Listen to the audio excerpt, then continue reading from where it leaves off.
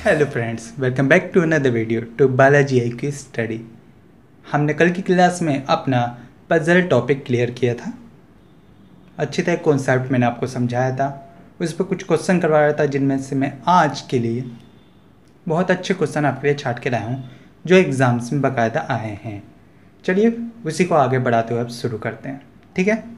तो अपनी सीरीज़ का पजल्स का 4th क्वेश्चन है।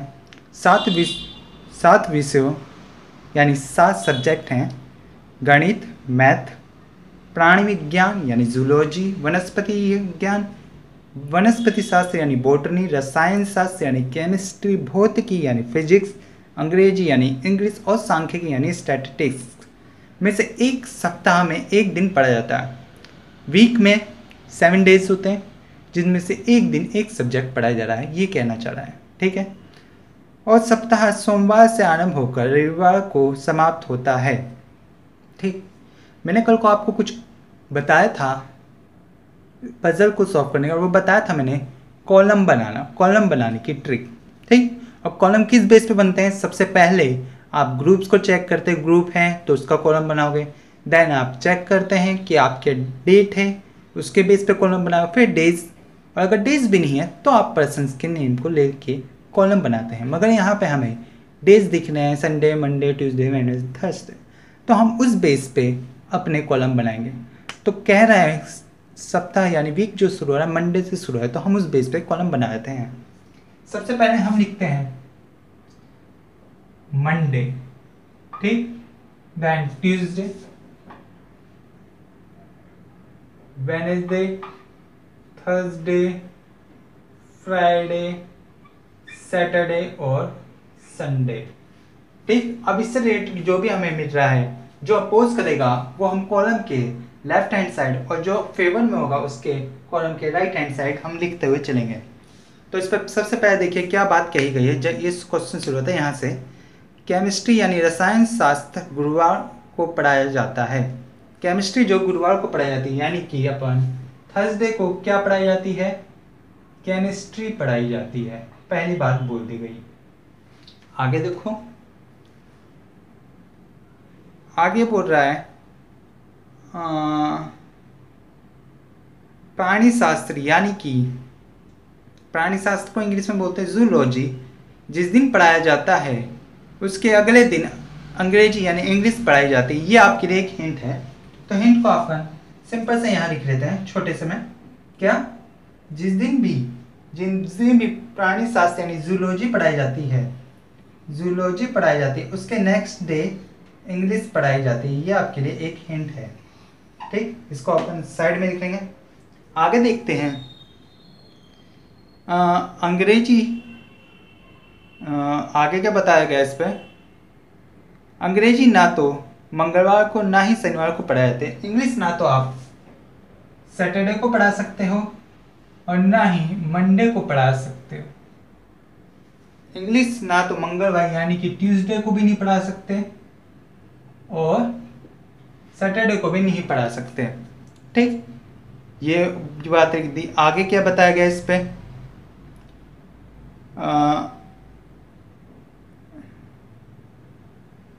आगे इस पे बोल दिया गया है केमिस्ट्री और वनस्पति शास्त्र यानी बॉटनी, केमिस्ट्री और बॉटनी के बीच केवल एक लेक्चर है।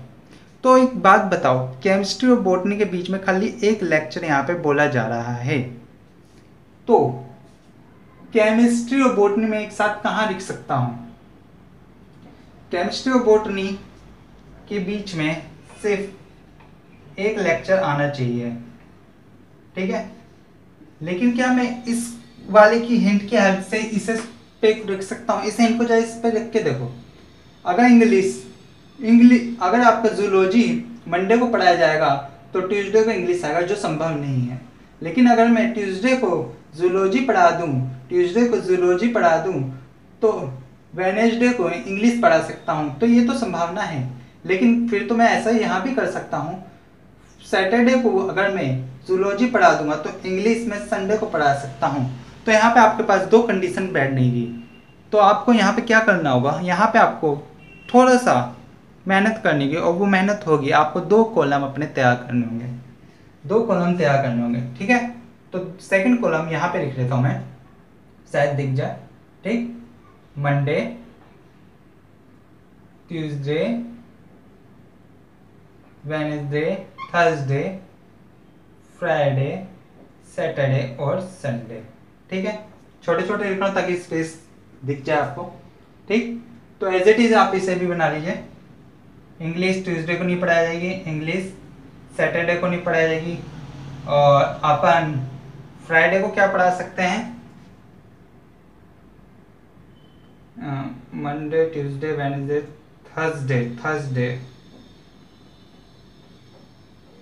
थर्सडे और फ्राइडे। थर्सडे को आप केमिस्ट्री पढ़ाएंगे। ठीक, एक तो ये लिख दीजिए आप जूलॉजी, जिस दिन पढ़ा रहे हैं हमने कह दिया जूलॉजी हमने थर्सडे को पढ़ा दिया। ठीक है, क्या पढ़ाया थर्सडे को, जूलॉजी। और उसके नेक्स्ट डे हम इंग्लिश पढ़ा सकते हैं, कोई दिक्कत नहीं है। ठीक, ऐसे ही मैं यहाँ पे जूलॉजी सैटरडे को पढ़ा देता हूँ, जूलॉजी सैटरडे को पढ़ा देता हूँ, और नेक्स्ट डे में लिख देता हूँ क्या, इंग्लिश। ठीक है, आगे देखिए, केमिस्ट्री और बॉटनी के बीच में एक कोई लेक्चर है, तो केमिस्ट्री और बॉटनी में कहाँ कहाँ बिठा सकता हूँ, केमिस्ट्री बॉटनी मैं यहाँ बिठा सकता हूँ, केमिस्ट्री यहाँ बिठा दूँ। अगर मैं केमिस्ट्री बैठा हुआ है तो मैं बॉटनी यहाँ पे बिठा देता हूँ, बॉटनी यहाँ बिठा देता हूँ यहाँ पे, और यहाँ पे केमिस्ट्री बैठा है तो मैं बॉटनी एक यहाँ बिठा देता हूँ।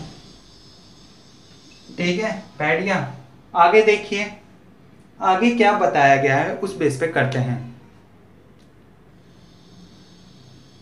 प्राणी शास्त्र यानी कि जूलॉजी और गणित के बीच दो लेक्चर हैं। अब आपके जो प्राणी शास्त्र यानी कि जूलॉजी है, जूलॉजी और मैथ के बीच में कितने लेक्चर हैं, 2 लेक्चर होने चाहिए। तो अगर मैं देखूं जूलॉजी और मैथ के बीच में 2 लेक्चर कहाँ हो सकते हैं, जूलॉजी ये बैठा हुआ है, तो अगर एक लेक्चर ये रहा, दूसरा लेक्चर ये रहा, तो मैथ यहाँ आ सकता है, संभावना इस वाले में है। कैसे यहाँ पे है, जूलॉजी यहाँ बैठा है, मैथ फिर या तो इसके ऊपर होना चाहिए या यहाँ पे मैथ होना चाहिए था, मैथ यहाँ होना चाहिए, तो मैथ यहाँ बिठा देता हूँ मैं। 2 लेक्चर है इसके बीच में, कोई दिक्कत नहीं। आगे देखो, आगे बोल दिया गया सांख्यिकी यानी स्टैटिस्टिक्स ना तो सोमवार यानी मंडे को और ना ही रविवार को पढ़ाई जाती है। ना तो मंडे को स्टैटिस्टिक्स पढ़ाई जाएगी, मंडे को स्टैटिस्टिक्स पढ़ाई जाएगी, और ना ही संडे को पढ़ाई जाएगी। तो स्टैटिस्टिक्स आप यहाँ भी नहीं पढ़ा सकते, यहाँ भी नहीं पढ़ा सकते, और मंडे को यहाँ पे स्टैटिस्टिक्स आप नहीं पढ़ा सकते, कोई दिक्कत नहीं, और संडे को भी आप स्टैटिस्टिक्स नहीं पढ़ा सकते, कोई दिक्कत नहीं। तो इस वाले में स्टैटिस्टिक्स मैं कहाँ पढ़ा दूंगा, फ्राइडे को पढ़ा दूंगा, स्टैटिस्टिक्स फ्राइडे को पढ़ा दूंगा, और मंडे को अब मैं आराम से अपना फिजिक्स पढ़ा सकता हूँ। ये इसकी पजल है। ठीक है, ठीक, और ये वाला गलत है, ये गलत है, और ये वाला आपका बिल्कुल सही है, ये वाला पजल आपका सही है, ये पूरी तरह गलत है। तो इस तरह से सॉल्व करते हैं। ये क्वेश्चन आपका एग्जाम में 3 नंबर का आपको मिलेगा, 3 नंबर इस क्वेश्चन के फिक्स होते हैं। इसके बाद आपसे ये जैसे मिल जाएगा 3 क्वेश्चन पूछे जाएंगे, ये बता दो फिजिक्स किस दिन पढ़ाई जाती है, मंडे को पढ़ाई जाती है, स्टैटिस्टिक्स किस दिन पढ़ाई जाती है, फ्राइडे को पढ़ाई जाती है, वेडनेसडे को क्या पढ़ाया जाता है, मैथ पढ़ाया जाता है। ऐसे क्वेश्चन आपसे पूछे जा सकते हैं। ठीक है, चलिए नेक्स्ट क्वेश्चन अब देखिए। नेक्स्ट क्वेश्चन आपकी स्क्रीन पे लगते हुए नेक्स्ट क्वेश्चन को जरा पढ़िए, क्या कह रहा है नेक्स्ट क्वेश्चन, जरा पढ़ो। नेक्स्ट क्वेश्चन को पढ़िए, 1 मिनट जरा देखिए।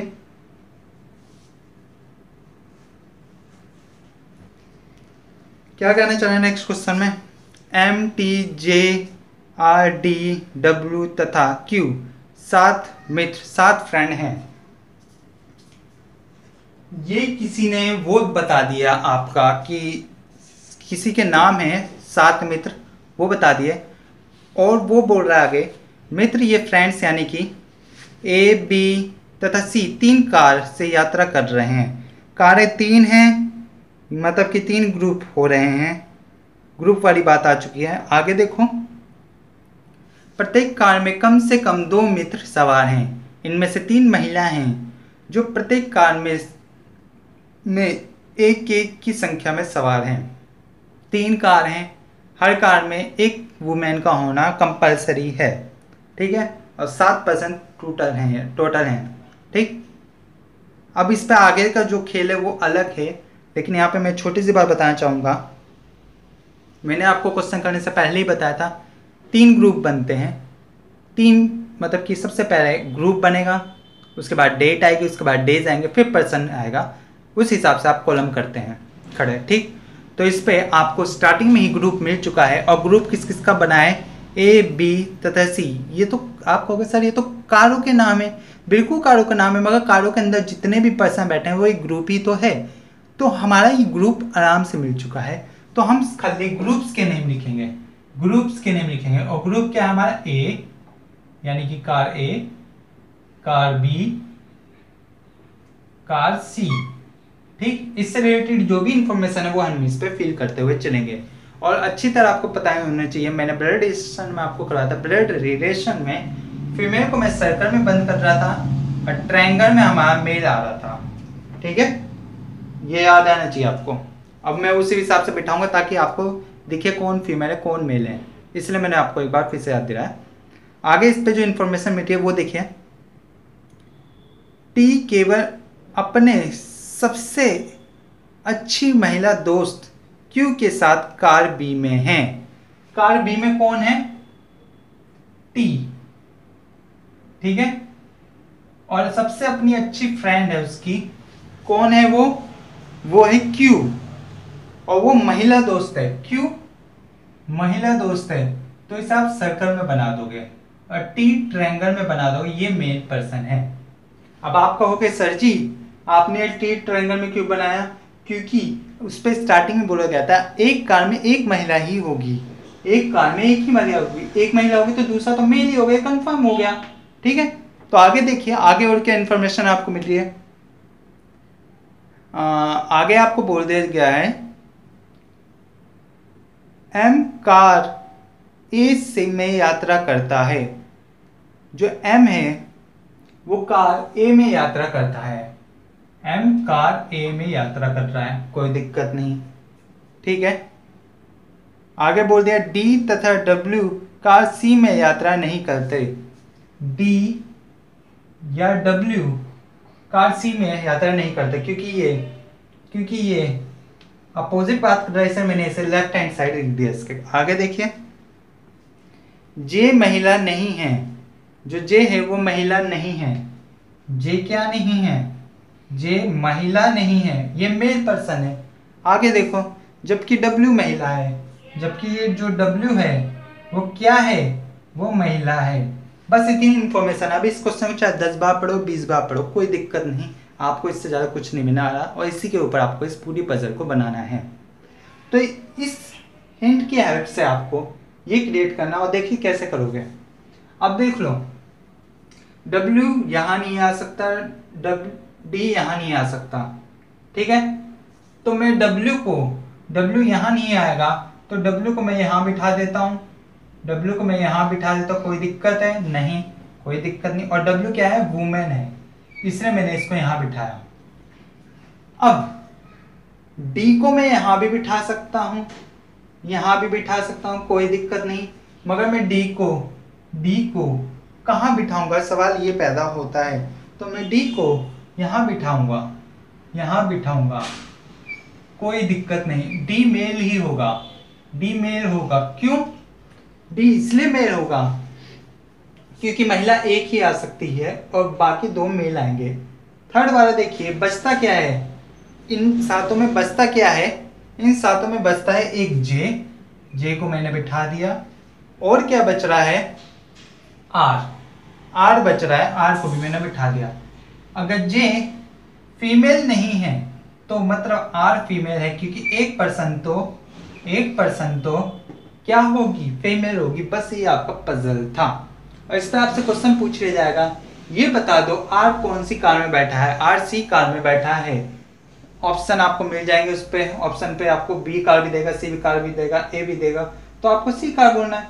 हो सकता है दूसरा क्वेश्चन आपसे पूछ रहे हैं, ये बता दो डी कौन सी कार में बैठा है, डी ए कार में बैठा है, डी के साथ कौन बैठा है, कौन सी महिला बैठी है, डी के साथ डब्ल्यू महिला बैठी है। ये क्वेश्चन होंगे, ठीक है, ये क्वेश्चन हो गए। चलो नेक्स्ट क्वेश्चन करते हैं। अगर क्लास पसंद आ रही है तो चैनल को सब्सक्राइब कीजिए और अपने सभी फ्रेंड को शेयर कीजिए सभी ग्रुप्स में, ठीक है। चलिए नेक्स्ट क्वेश्चन आपको स्क्रीन पर लगा हुआ दिख रहा होगा। तो क्वेश्चन में बोला जा रहा है 3 परिवार एक्स वाई जेड के 8 सदस्य हैं, A B C D E F और जी एच। 3 अलग अलग car, first car, second car, third car, सप्ताहांत यानी कि वीक के लास्ट डे में भ्रमण यानी घूमने के लिए, ड्राइविंग के लिए जाते हैं। 8 में से 4 महिला हैं, इन 8 में से 4 महिलाएं। किसी भी एक परिवार के सदस्य अलग अलग कार में यात्रा करते हैं। प्रत्येक कार में कम से कम एक पुरुष एक महिला सदस्य है। प्रत्येक परिवार में कम से कम 2 सदस्य हैं। सिंपल सी लैंग्वेज में ये कहना चाह रही है 3 फैमिलियाँ आपकी जिनका नाम है एक्स वाई जेड, वो तीनों की तीनों एक साथ घूमने के लिए गई कि हमें घूमने चलना है, चलो प्लानिंग करी। तीनों ने 3 कारें ली और हर कार में एक फैमिली का एक मेंबर बैठा है। सभी अलग अलग कारों में बैठे हैं, मतलब एक कार के अंदर पूरी एक फैमिली नहीं बैठी है और ना ही एक फैमिली के 2 अलग अलग कारों में बैठे हैं, ये बात बोली गई। अब आप कहोगे सर जी यहाँ पे तो हमें ग्रुप भी 2 दिखेंगे, एक तो ये एक्स वाई जेड वाला ग्रुप दिखेगा, सेकंड हमें कार वाला भी ग्रुप दिखेगा, तो हम किसे प्रेफरेंस करें, कौन सा लें? तो भाई आपको इस पर दोनों ही ग्रुप लेने होंगे। आपको दोनों ग्रुप्स के ऊपर ये क्वेश्चन बनाओ, ये काफ़ी अच्छे लेवल का क्वेश्चन है, ठीक है। तो चलिए इस पर ग्रुप्स बनाते हुए सीधा शुरू करते हैं। तो सबसे पहले मैं परिवारों का ग्रुप बनाऊंगा, यानी एक्स वाई जेड वाला ग्रुप। ये एक्स वाला ग्रुप हो गया, ये वाई वाला ग्रुप हो गया, ये जेड वाला ग्रुप हो गया। सेकंड कारों का ग्रुप बनाऊंगा, फर्स्ट कार, सेकंड कार और ये थर्ड कार, ठीक है। अब इसको पढ़ेंगे और इनके हिसाब से लिखते हुए चलेंगे, ठीक है। तो चलो देखो क्या बताया। सबसे पहले सेकंड पैराग्राफ पढ़िए। ए वाई परिवार से है, जो ए है वो वाई परिवार से, वाई फैमिली में ए है, ठीक है। और कार थर्ड में यात्रा करता है, थर्ड कार में ए यात्रा कर रहा है, कोई दिक्कत नहीं। आगे देखो, डी ई की पत्नी है और वे क्रमशः कार फर्स्ट और सेकंड में यात्रा करते हैं। जो डी है वो किसकी पत्नी है? हिंट है आपके लिए, ई की पत्नी है, ठीक है। और वो कौन सी कार में यात्रा करते हैं? क्रमशः, यानी कि सबसे पहले डी यात्रा करता है फर्स्ट में, यानी कि फीमेल आ गई इस पे एक, और ई यात्रा करता है सेकंड कार में, ये मेल आ गया। अलग अलग कारों में कर रहे हैं, कोई दिक्कत नहीं, जैसे अपनी शर्त है। आगे देखिए,